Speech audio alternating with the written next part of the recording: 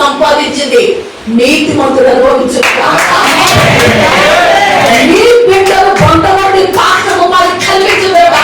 దేవుడు ఏమనుకుంటున్నాడో తెలుసా? ఎందుకు బిడ్డ నువ్వు ఇంత బాధపడుతున్నావు? నీ పట్ల నా ప్రణాళిక ఇదే అని చెప్తున్నాడు. నా చిత్తం ఇదే అని దేవుడు చెప్తున్నాడు. ఆయన గొప్ప స్థాయికి తీసుకెళ్ళబోతున్నాడు. నీకు చదువుందా, నీ జ్ఞానం ఉందా, నీకు తెలివి ఉందా, నువ్వు దేంట్లో నుంచి వచ్చావు? నాతే నిన్ను పిలిచిన వాడు సంపదల ఘని, పిలిచిన వాడు సర్వశక్తివంతుడు. ఒక దైవజనురాలు ఎలా అగ్ని వలె బోధపడతారో మీ జీవితం ద్వారా ప్రజలు చూతురుగా. మీరు చెప్పడం ద్వారా వారు కూడా ఆశీర్వాదముగా మరి వారు సర్వదని ఎవరండి సార్ చెప్పొచ్చండి. మొహమ్మద్ మేము లేదు సార్. హల్లెలూయా. దైవజనుడు అంటే చిన్న చిన్న వాటికి సూలిపోవద్దు, నిలబడాలని అమ్మగారు చెప్పారు.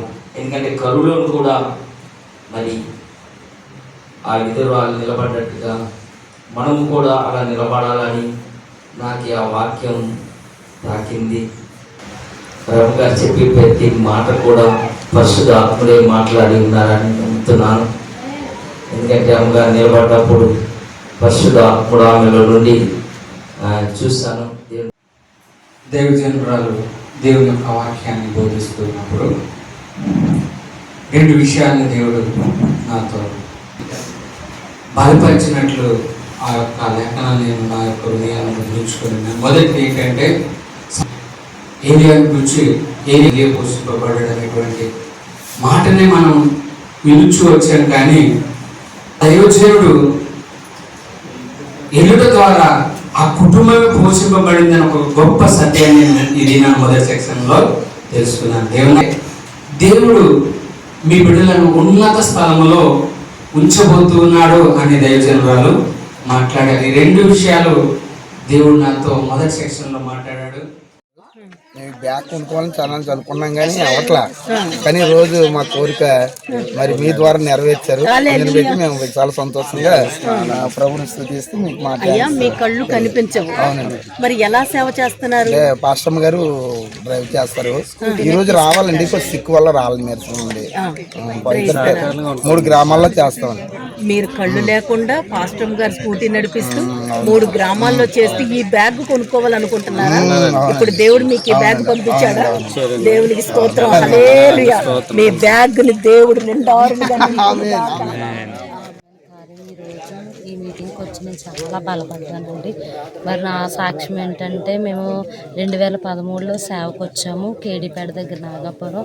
ఆ సేవకు వచ్చినప్పుడు ఒక సేవకుడు మాకు సేవ చెప్పి సేవ బలపడిన తర్వాత తీసేసుకున్నాడు. 3 చిన్నపిల్లలతో బయటకు వచ్చేసామండి. బయటకు వచ్చేసిన తర్వాత ఎన్నో కష్టాలు, ఎన్నో బాధలు, అక్కడ వెళ్ళి రావడం, మరి చిన్న బిడ్డలతో ఎంతమంది అవమానాలు, మీరు సేవ చేయలేరు, చనిపోతారు, ఇంక మీకు అవ్వదు అని చాలామంది ఎగతాళి చేశారు, హేళన చేశారు. హేళన చేసినప్పుడు మేము చాలా అవమాన పడిన తర్వాత ఏంటి ప్రభా మాతో ఏంటి మాట్లాడండి, మా జీవితానికి ఒక అర్థం చెప్పండి అని మేము చాలా నలిగిపోయి మేము బాధపడుతూ ఉన్నప్పుడు సిస్టర్ గారు ఈరోజు ఇక్కడికి వచ్చి వాక్యం చెప్పి అది మా కొరకే మేము నలిగిపోతూ కృంగిపోతూ ఏం అవుదాము పిల్లలతోటి, ఏం చేయాలో అర్థం కాక ఏం చేసుకుందాము అనే బాధలో ఉన్నప్పుడు ఎందుకో దేవుడు ఇక్కడికి వెళ్ళమని ప్రేరేపించినప్పుడు సిస్టర్ గారు వాక్యం చెప్తుంటే ప్రతి మాట ద్వారా కూడా నా హృదయానికి తాకి ప్రభా నిజంగా సేవలో కూడా మీరు ఆర్థిక ఇబ్బందులు వస్తాయి, మీరు ఎదుర్కొని నిలబడండి అని సిస్టర్ గారు చెప్పినప్పుడు నేను చాలా వాక్యాన్ని బట్టి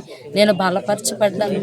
ఎంతగా బలపరచబడ్డానంటే ఇంకా నా ఆలోచనలు అన్నీ కూడా పక్కన పెట్టి ప్రభా ఇంకా బ్రతికితే నీ కొరకే, చావైతే మాకు లాభమే, మమ్మల్ని విడిచిపెట్టే దేవుడు కాదని మేము విశ్వసించాము, నమ్మాము. సేవకుడు ఒక లైట్ హౌస్ లాగా ఉండాలని, ఆ గ్రామానికి అభివృద్ధి కలుగజేసే విధంగా, అలాగే విడుదల కలుగజేసే విధంగా, స్వస్థ కలుగజేసే విధంగా గ్రామంలోనే సేవ చేయాలని వాక్యము నా విధంగా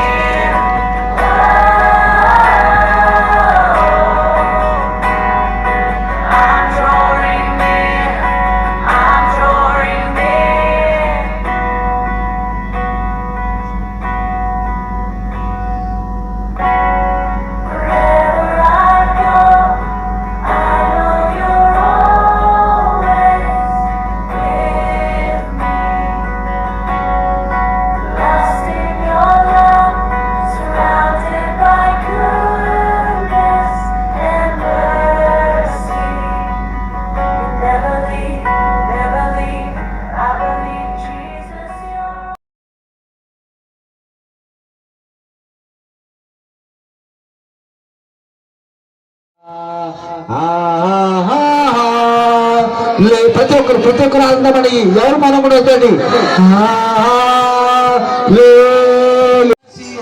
జై బోలో జై బోలో జై బోలో యేసు మసీహా की जय बोलो जय बोलो जय बोलो యేసు మసీహా की जय बोलो जय बोलो जय बोलो యేసు మసీహా की जय बोलो जय बोलो जय बोलो యేసు మసీహా की जय बोलो जय बोलो जय बोलो యేసు మసీహా की ला ला ला ला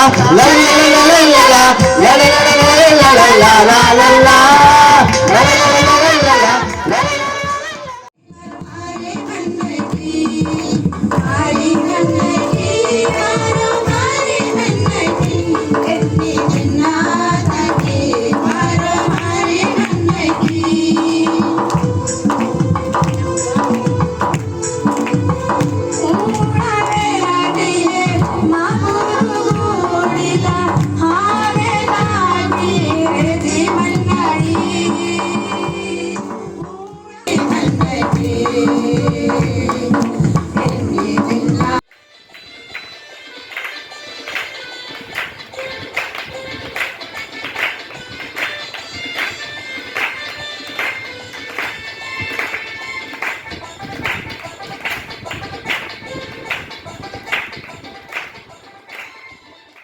మేము దేవుని సేవ చేయాలని ఈ స్థలానికి వచ్చినప్పుడు ప్రత్యేకంగా దేవుని పిలుపుతో మమ్మల్ని చేర్చుకొని మాకు ఆతిథ్యం ఇచ్చి ఈ చిన్న ఇంట్లో మాకు వాళ్ళు వసతిని కల్పించారు.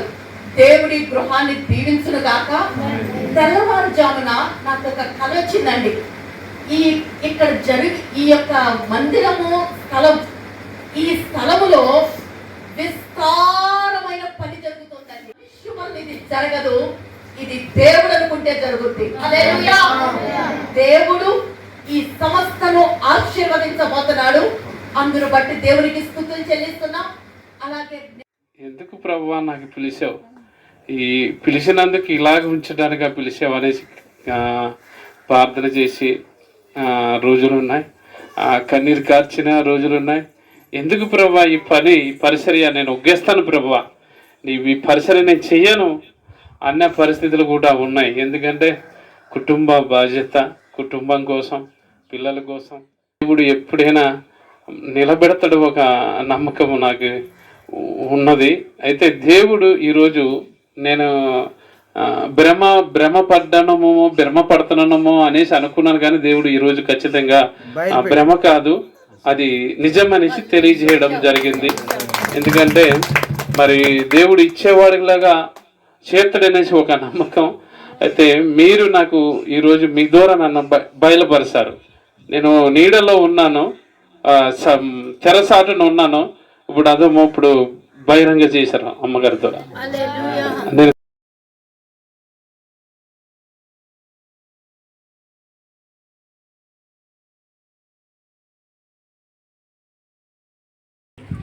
యేసుక్రీస్తు మీకు అందరికీ వందనాలు తెలియజేస్తూ ఉన్నామండి. మనం మరి అనేకమైన కొండలు దాటి ఈ యొక్క కొండ ప్రాంతానికి వచ్చి ఉన్నామండి. కొండల మధ్య ఇది ఒక లోయ చూసినట్లయితే అనేకమైన కొండలు ఉన్నాయి, చూశారు కదండి.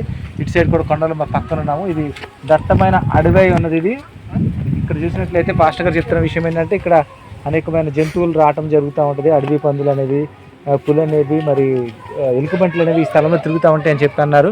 మరి అనేకమైన ప్రాంతాలను దాటుకుని రావడం అనేది దేవుని కృప అండి. మరి ఒక ప్రార్థన సహకారం వారి స్థలానికి వచ్చి సువార్త ప్రకటించడం జరిగిందండి. ఈ గ్రామానికి కేవలం 10 ఇళ్ళు మాత్రమే ఉంటాయి. మరి అందులో 2-3 కుటుంబాలు మాత్రమే దేవుని నమ్ముకున్నారు. మరి మిగతా వాళ్ళు కూడా సువార్త ప్రకటించడానికి ఈ స్థలానికి వచ్చి ఉన్నాము. మీరు చూసినట్లయితే నిజంగా ఈ యొక్క ప్రార్థనా సహకారంతో ఈ యొక్క స్థలానికి వచ్చి సువార్త ప్రకటించడానికి అవకాశం కలిగించారు. మరి ఈ స్థలం అనేది నర్సీపట్నం, కైలాసపట్నం నుంచి ఒక 40 కిలోమీటర్ల లోపలికి ఉందండి. ఈ ఊరు పేరు అనుకు అనే ఊరు ఉందండి. ఈ ప్రాంతంలో సువార్త చేయడానికి వచ్చాం. సో ప్రార్థన చేసి మీరు అందరికీ కూడా వందనాలు తెలియజేస్తాను. ప్రైజ్ లార్డ్ అండి అందరూ.